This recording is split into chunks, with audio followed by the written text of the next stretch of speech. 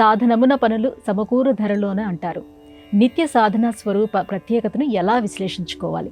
ఈ లోకంలో సాధన, అభ్యాసము దాంట్లో ఉండేటువంటి ఒక పదమే.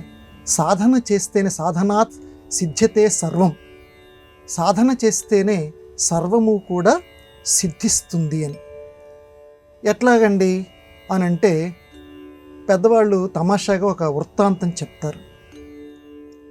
పూర్వకాలంలో ఒకతను పాపం అమాయకుడు ఒక లాంతరు పట్టుకున్నాడు, బాగా చీకటి. ఆ లాంతరు పట్టుకున్న తర్వాత అతను వెళ్ళవలసినటువంటి దూరం ఒక 10 మైళ్ళ దూరం ఉంది. ఈ లాంతరు పట్టుకున్నాడు. లాంతరు పట్టుకుని ఏడవటం మొదలుపెట్టాడు.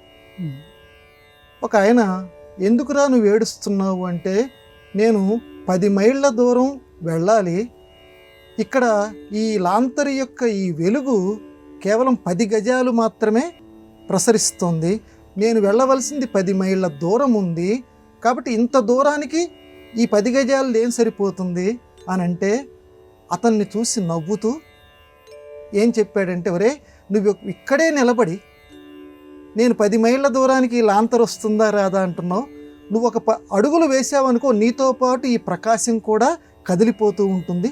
ఇదే లాంతర్లో ఉన్నటువంటి ప్రకాశం ఈ 10 మైళ్ళ దూరాన్ని నిన్ను అనుగమింపచేస్తుంది.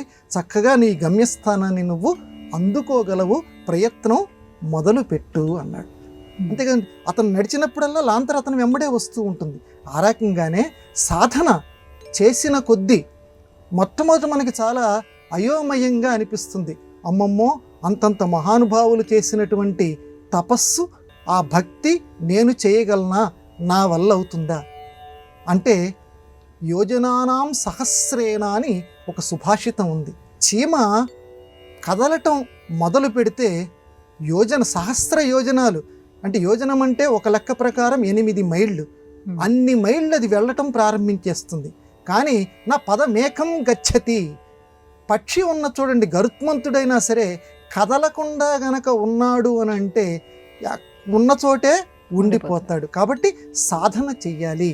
అది రామకృష్ణ పరమహంస కూడా మనకి బోధించారు. కాబట్టి సాధన సాధన సాధన, రోజుకొక సమయం పెట్టుకోండి, మీకు ఇష్టం వచ్చిన సమయం పెట్టుకోండి. ఇది భగవద్ ఆరాధనకి మాత్రమే నేను పెట్టుకున్నానని ఆ సమయంలో తప్పనిసరిగా ఆ నామస్మరణ చేస్తూ ఉండండి. నేను ఇది సాధించాలి, నేను ఇది సాధించాలి, స్వామిని ఒక్క నిమిషమైనా నాలో నేను సందర్శించగలగాలి, ఈ సర్వలోకాన్ని నేను మర్చిపోగలగాలి. ప్రయత్నం మొదలుపెట్టండి, తప్పనిసరిగా సిద్ధి లభిస్తుంది. సాధనాత్ సాధ్యతే సర్వం.